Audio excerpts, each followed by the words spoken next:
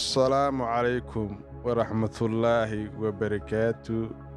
وعجيب ولياب وفجع ومرغو وانا انتحام dunida ku soo kordhay waayahan dambe. waxaa lagu magacaabaa ama aan bartiisa bulshada aan ku arkay TikTok-ga magac cajiib ayuu baxsaday. marka hore inuu cajiib soo wado waxaan ku ogaaday inuu magac cajiib u baxsaday. waan gariiray maaladhaa iyo waan naxay maaladhaa magaciisa kulay magac cajiib ah. waxa uu kala garan weynay inuu nin yahay iyo inuu naag yahayba. runtii labada muuqaal buu isku leeyahay. runtii ilaah horta abuuristiisa waa gooni, wax walbana waa dhici karaan, balse weli ma arag bini aadan u muuqaal eg labada dhinacba. ninkan wuxuu muujiyey ama naagtan horta yaanu ku dambaabin wuxuu yahay, laakiin muuqaal ahaan wuxuu muujiyey asiga in uu jecel yahay dhaqanka dumarka ama qaab dhismeedka dumarka iyo reactionka ay dumarka bixiyaan ayuu mar walba ku bixiyaa baraha bulshada. runtii waxa laga xishoodo ay noqotay ani xaggayga ama shakhsi ahaantayda waxay ila noqotay wax laga xishoodo oo ilaahayna lagaga baqdo. balse sanadahan dambe dadka laga roonayaasha ah ama dadka dareenkooda ilaahay uu bedelay uu ka dhigay dad aan xagga ragga dareen u lahayn, waxay yeesheen baragshar, waxay yeesheen awood ilaaha awood iska leh ay dadka ku hor yimaadaan, dadka waxay sameeyaan ay kaga daba sameeyaan. awal waxay ahaan jireen dad kala xishooda dhaqankooda, dadka kala xishooda inay soo gudbiyaan muuqaalkooda dhabta ah. laakiin waayaan dambe waxa awood u yeelay barihii bulshada ayaa wuxuu noqday wax xun iyo wax sanba in la isugu soo gudbiyo. marka wiilkan haaf gabadha ah haafna wiilka ka ah wuxuu soo gudbiyaa waxyaabo anshax xumo ah aad iyo aad u qaldan. dhalinyaradii caafimaad ahaan dareenkooda liitay waxay ku dhiiranayaan in ay waxaan oo kale soo gudbiyaan wax ka sii xun.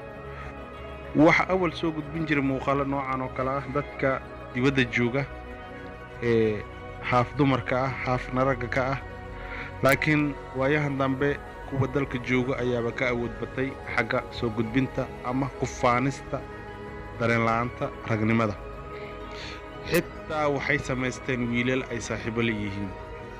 waxaa la taagan yahay aakhir zaman meeshii ugu xumeed ee fasahaadka uu aad iyo aad u faafayay.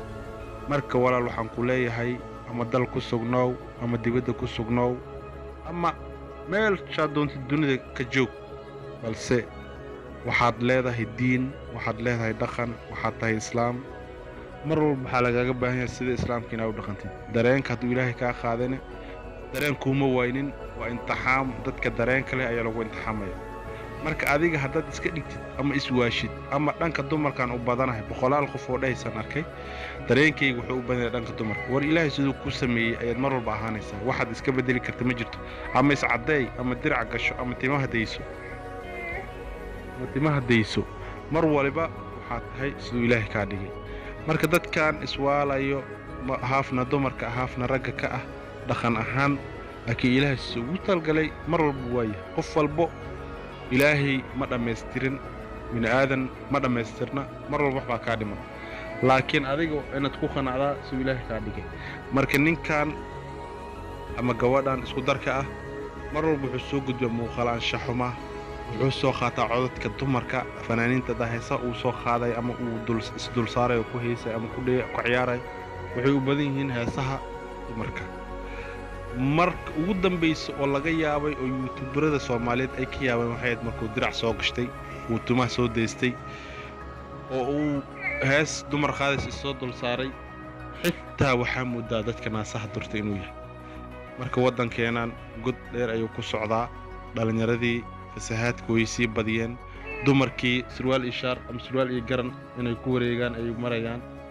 raggii lagaroonyaashii waxay soo istaajiyeen barxadahay soo istaageen. markaan cid ay ka xishoonayaan oo ilaahay ay ka baqanayaan ma jirto. waxay maraysaa xaaladda alow sahal. marka walaalayaal waxaan idin leeyahay dhalinyaradeenna allah soo hanuuniyo.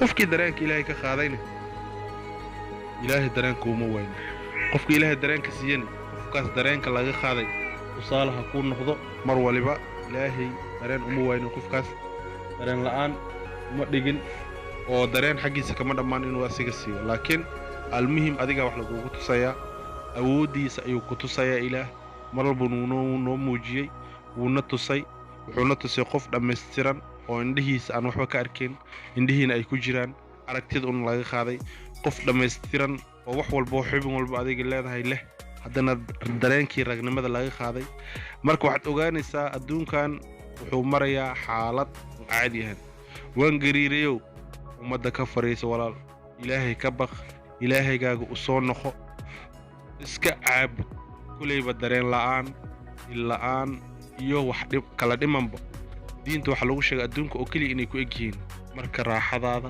sharaftaada cizahaaga aakhira ay ku jiraan adduunkuna ha isku waalin aakhiran waxaa ku weyn marka laba meel nin khasaare ha noqonin marka walaal macaan adduunkaaga haddii ilaahay uu dareenka kaa qaadayna waa inaad aakhiradaada ka fikirtaa maalinta aakhira inaad raaxaysatid oo jannada firdows aad geshid oo xuuralcinta aad heshid haddii uu labada dhinacba aad khasaartidna khasaare ka weyn ma jirto walaal xishow ilaahay ka baq oo waxaad samaysaa mar waliba wanaaga ku dadaal ilaahay ku xirnaaw qiimaha aad leedahay diinta aad ku leedahay ilaahay dareenka kaa qaadayna ama dareenka ku siiyeyna allahaas wuu joogaa waa baaqi mar walba wuu taagan yahay wuxuu diyaar u yahay addoonkiisa hadduu wax ka dalbado in uu siiyo uu qanciyo uu wanaajiyo ilaahay kuma dulmin waxba kaama dhimin ilaahay wuu kuuga imtixaamayaa wax walba abuuris walba kuu abuurayna waa imtixaam marka waa inaad ku fikirtaa allihii jismigaaga dhammaystiray oo dareenka keliya ka qaaday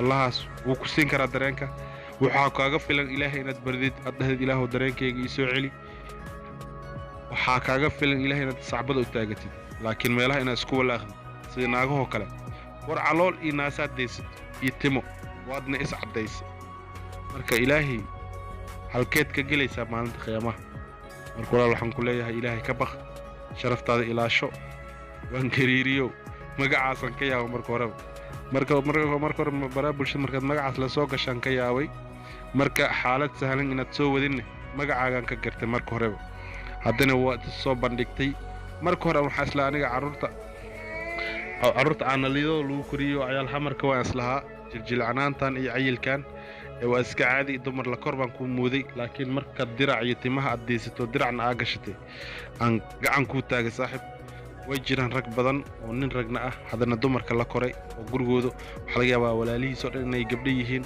uu dhaqanka gabar ka noqdo laakiin ragnimadiisa ay okay tahay aan marka hore saasaan ku haystay laakiin markaad dirac gashatay saxiixan kuu saaray inaad tahay jaabgadaal labaclabuuf bay dhahan dadka qaarkood anagana waxaan dhanaa labalabuuf marka laga roonana waa jiraa magacyaal badan aad leedihiin marka walaal waxaan ku leeyahay ilaahay ka baq sharaftaada ilaasho ilaahay hadduu saas ku abuuray maalinta qiyaamahan ha khasaarin adduunkana ha ku khasaarin marka waxaan ku leeyahay walaal soo laabo toobada way furan tahay ilaahay u noqo hal maalin ilaahay sacbada u taagataa kaaga filan dembi walba kaa soo dhacay ilaahay waa naxariis badane wuu ku dembi dhaafayaa marka waxaan ku leeyahay walaal ilaahay u noqo ilaahay sharaf ha ku siiyo ilaahay ha ku dhooro laakiin waxaan halkan kuugu soo gudbiyey waxaa laga yaabaa in adiga aad ku waana qaadatid oo hadalkayga ilaahay kuugu naxariistaa laga yaabaa marka waxaa idin leeyahay u sheergareeya walaalkiina gaarsiiya wuxuu ahaadaba ama walaashiina gaarsiiya u sheergareeya haddaad nagu cusubtaan sabskraibka noo saar walaha naga hagranin